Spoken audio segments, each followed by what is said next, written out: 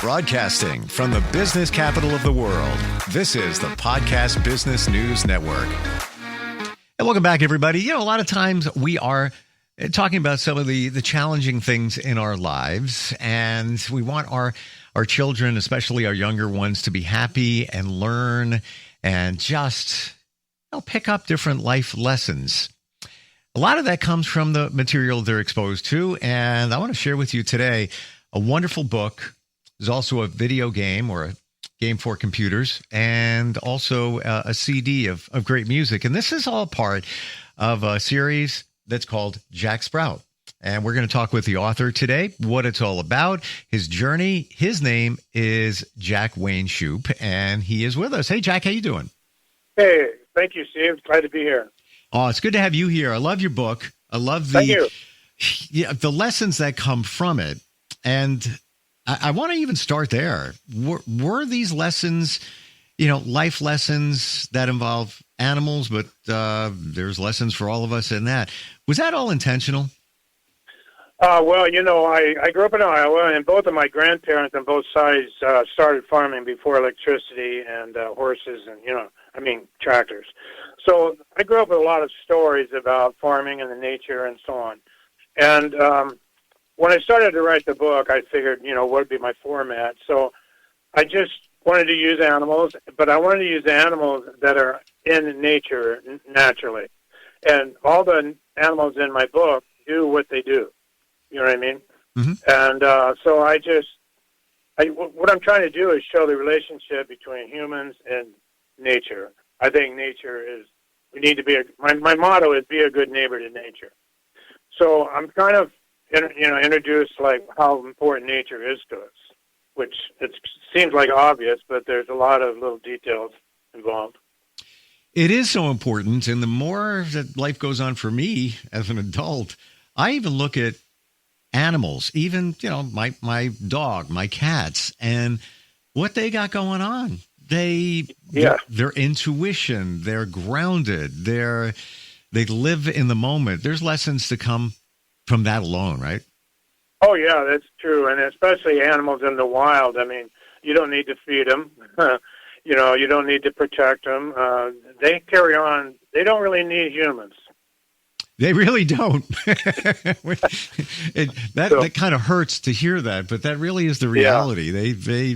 We're a bonus. Yeah. We're a bonus in their lives. Yeah, we're a bonus. So, I hope that we don't have to compete with them. I hope we can work along with them. I'm not one of those guys that save the environment, save this, save that. I'm more like work with it and help each other out. I love wetlands, for instance, but I don't know why, because you can't walk through them. But I just love the idea of wetlands because there's so much life there. And you go outdoors and you can walk through the woods. You're just amazed at how everything works without humans being involved, Absolutely. Yeah. We take it for granted. Yeah. This book, and there's many different characters in it. We've got Fred Beaver, Early Worm, Oliver Otter, and on and on and on. Right. There's about 20 on there. What inspired you to write a children's book and then come up with the video game and then come up with the songs? Well, there's a journey to become Jack Sprout. That's a whole nother, there's a little journey that involved how I became Jack Sprout. And when I went to write a book, that's just kind of the level the story was, It's not a science fiction, or it wasn't a scientific book. It was just a story. Mm-hmm. I wrote it for children, but it's, anybody can understand. I mean, you liked it. So it's the story of Jack Sprout, who became a farmer, and he's a farmer for Beaver Creek Meadow, but he don't know how to farm because he was a sunflower seed, grew up in a sunflower field, but halfway through his life, he got arms and legs and nose, and of course he was sad because he didn't look like his friends.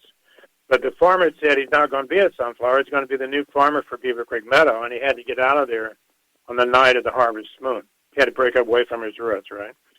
So now he's out in the meadow. He's a farmer, but he don't know anything about farming. So he starts out, first, like you say, he meets Fred Beaver because he needs wood for a house. And then when he goes to meet Fred Beaver, he learns all about what beavers do. So the reader is learning about dams and water passages and how the creek started and how important the creek is to the community.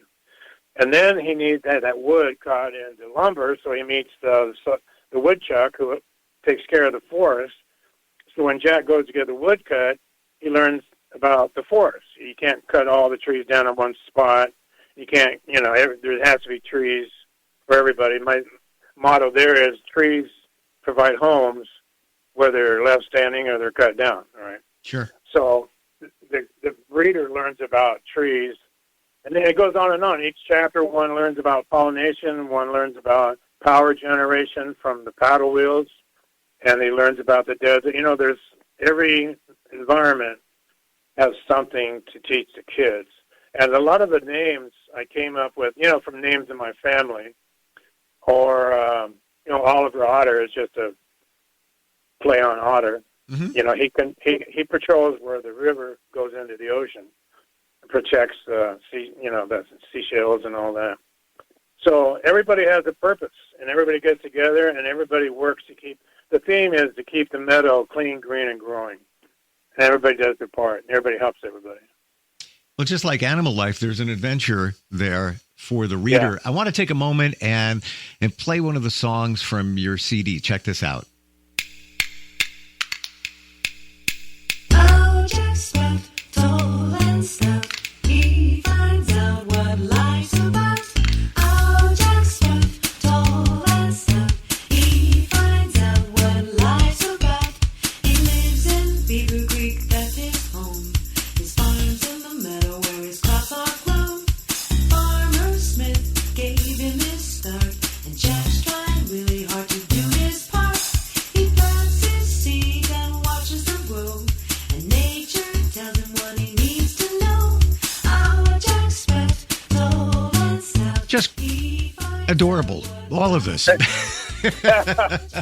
Pretty catchy, huh? It is, and it's fun. Yeah. And it tells the story. I mean, we can, absolutely hear the story from within that. Right.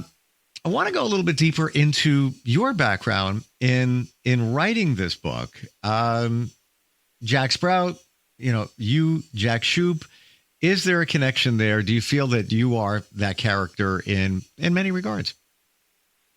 Well, yes.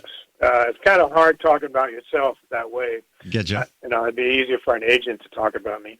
But can I just go through how Jack Sprout found me? Could I just run through that? Yes, please. Okay. I'll try to. I won't get too deep. But anyway, I was in college in the late 60s, early 70s. In northern Iowa, Cedar Falls, Iowa. And that was like a Vietnam era time, so everything's real heavy and people are thinking deep and, want about the war and everything. A lot of parades, a lot of protests. So after a parade through our campus one night, I sit on the side of the route and I just look up in the sky and I go out loud. I said, I don't know what I'm going to do, but I'm going to do something that will help the whole world. I just said that out loud. So I didn't know it, but that was kind of like the beginning of the little journey I was on. And when I got out of school in 72, I didn't know what I wanted to do, but I knew what I did not want to do. You know what I mean? So I stayed away from jobs and careers and corporate that I didn't want to do, and I wound up doing other stuff. Like I promoted concerts, Wishbone Ash, and so on. Of course, you lost lots of money doing that. And then I moved to Denver, where I booked bands and nightclubs, and I met a guy there who was booking theaters in California, like putting on 4 movies at night. So I liked that idea. So I moved to Anaheim to work with those guys. So that was another trip along the route, journey, because they wouldn't allow any food in the house. I mean, meat. So now I'm a vegetarian, right? 1974. And I haven't eaten meat since then, but I do eat fish. So, now I'm promoting movies, and then I'm a vegetarian. And then I lived on the road for 17 months in my station wagon throughout the East and Southeast, promoting. We had a Beatles film. It's 16 millimeter. It's like an hour and 45 minutes of their concerts and TV shows and anyway, I lived on the road for 17 months doing that. And then, I got to see a lot and learn a lot, and I've been in almost every state, see a lot of different people. And then in 77, I said, well, I got to settle down. So I moved to the greenest spot on the map, because I'd never been to Portland, Oregon. And I thought, well, what am I going to do? So I said, I'll be a promoter for, nonprofits. So I went to Greenpeace, who was just starting their Save the Whales program back in 77. And I showed my beautiful films and raised them some money. And then I went to Vegetarian Society and raised them some money on the Rolling Stones films that I had. And the lady at the Vegetarian Society said, well, I've never seen a hustling veggie before. So she said she knew a guy who needed someone to deliver his raw juice and sunflower and buckwheat sprouts. So I went and delivered for him. And then when I would back then we had health food stores and vegetarian restaurants. So as I delivered to the stores, people would say, here comes Jack with these sprouts, and then here comes Jack Sprout. So that's how the name came about, just like that. But it was because of what I was doing, well, about a 5-year journey. I just kept drifting and meeting people and going different directions, and finally became Jack Sprout. So after that, I drew a stick man, we drew a character, and then I wrote the book, and then copyrighted in '83. But I didn't have a start. I didn't know how to start. I didn't know where Jack came from.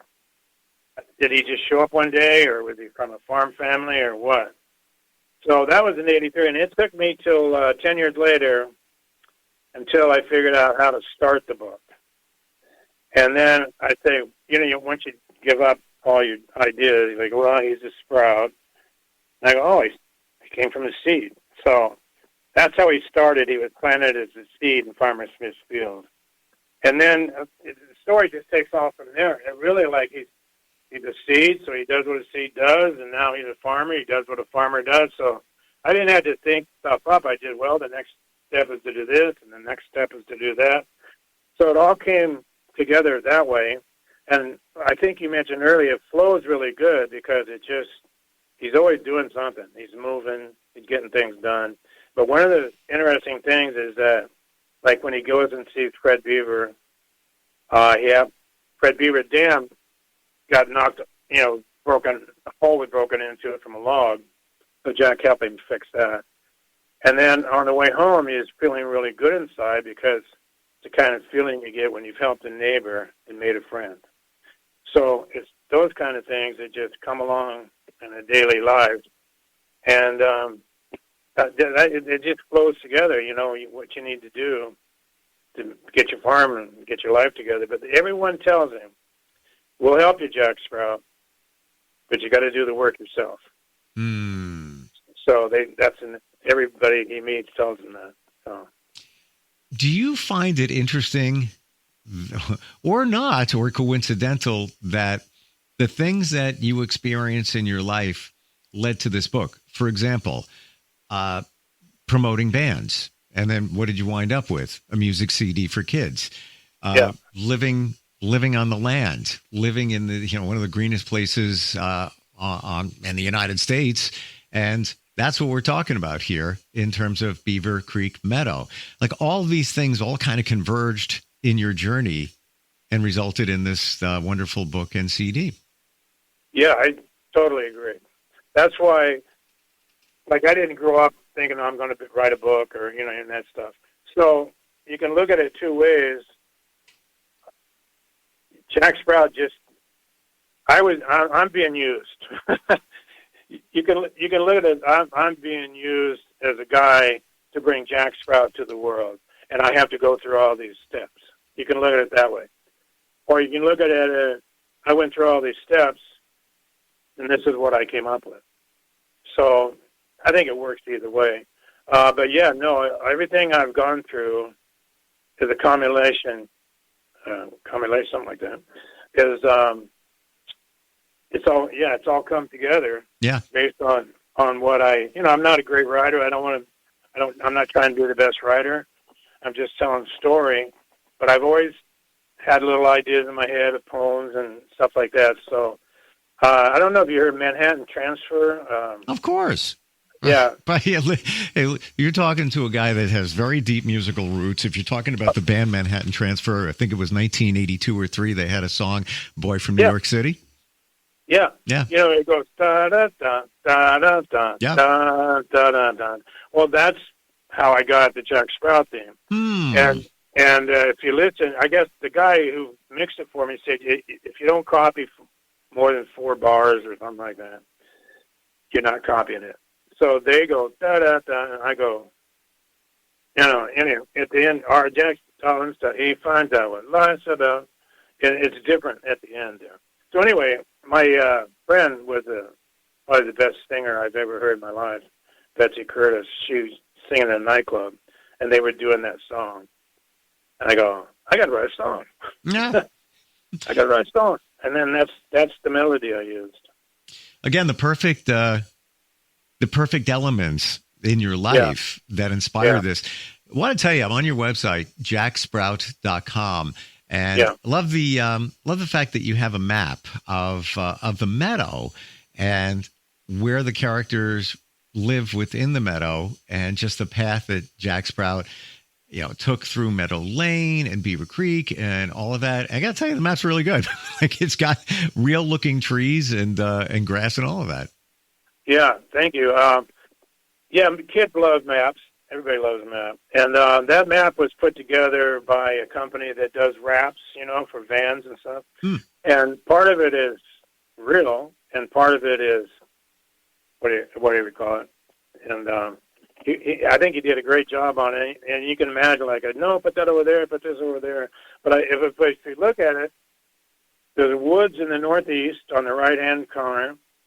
That's like New England and all that. And then you come down, there's woods like you find in North Carolina and so on. Then you come on down, you got the wetlands like you get in Florida and Louisiana. And then in the middle, there's a prairie where you get in Kansas and Oklahoma and on that. And then off to the left, you got the desert where Arizona. And then off to the edge, you've got the coastal trees. And then you got the ocean. And up north, you got the redwoods. And then in the middle, you've got the Rocky Mountains at the top. So I kind of did that on purpose. But, it's just Old Pal Road. That's the road I lived on when I grew up. I lived in a town called Palmyra. And that Old Pal Road went right straight, you know, from one highway to the next. We didn't have any cement roads, but it's all Old Pal Road. So I loved using that. And I love being able to use some colloquialisms and so on. Like one part in the book, I go, well, that's what I said. You know, I've always loved that phrase. You know, and I just looking at the map here, you know, P-A-L, Old P-A-L Road. I thought it was Pal, but it's pronounced Paul? No, Palmyra. Got it. Okay. Wow. Pal.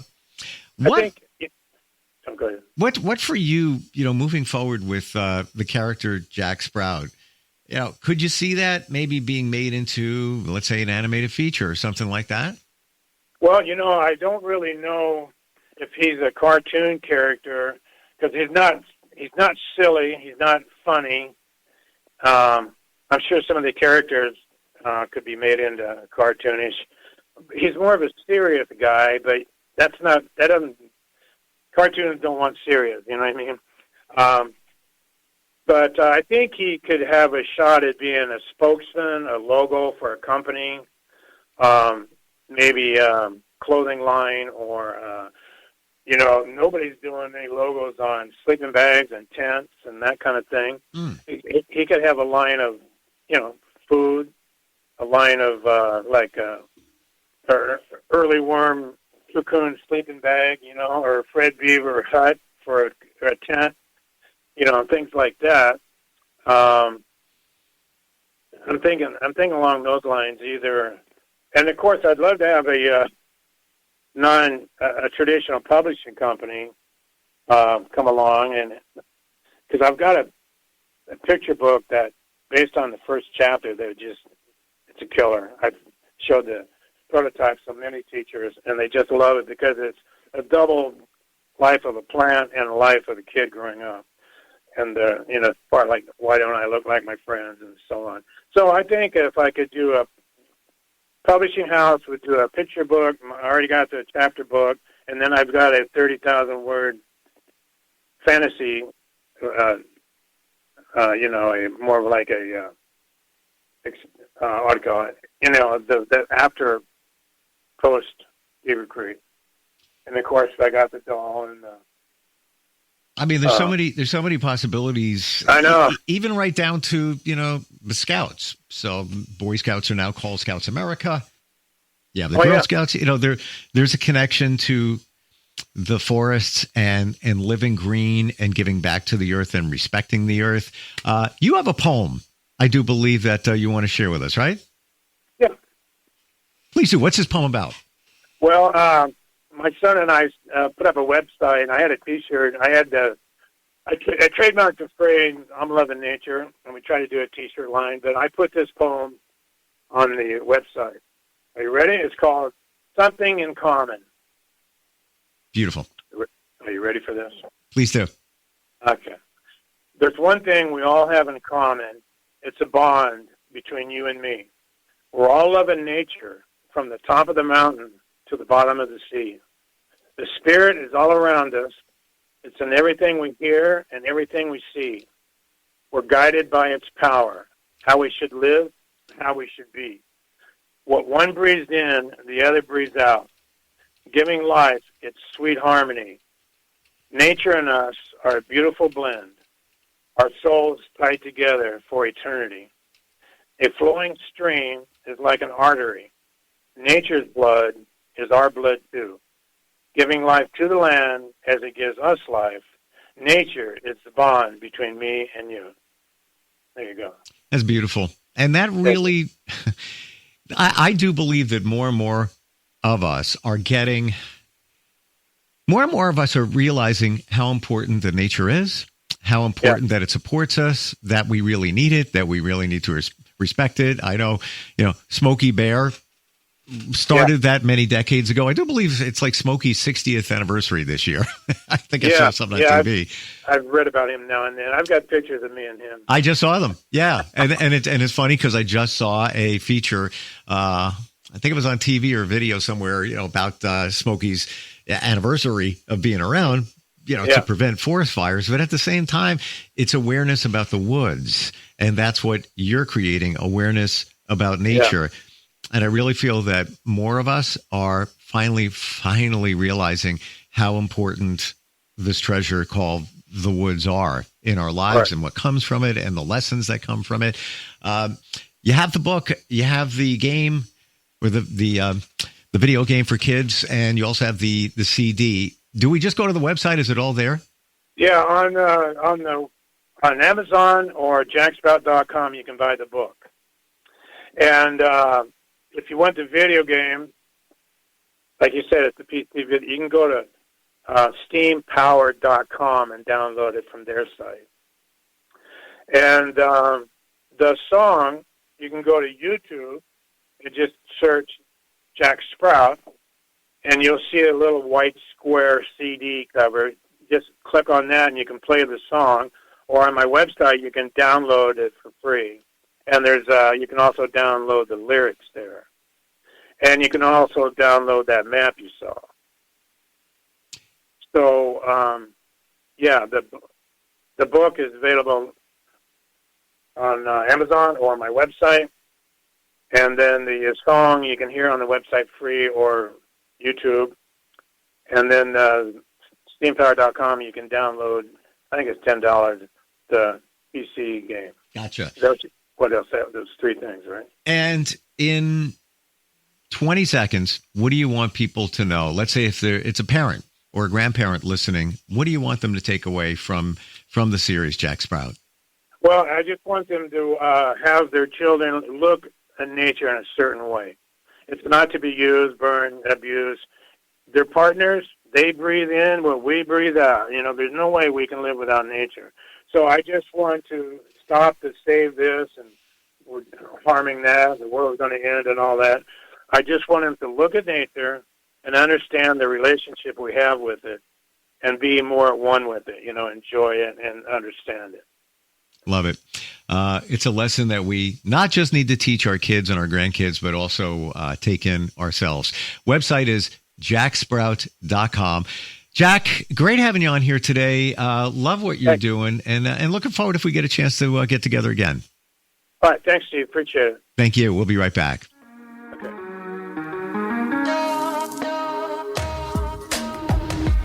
Broadcasting from the business capital of the world, this is the Podcast Business News Network.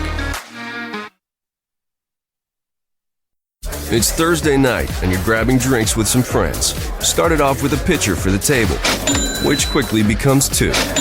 There's pool. And there's the photo booth. All right, everybody squeeze in. Say cheese! Followed naturally by an order of wings. And another. Can we get some extra ranch sauce? Then there's the ceremonial nightcap. So what are we doing this weekend? And lastly, it's back to the car, which, if you're buzzed,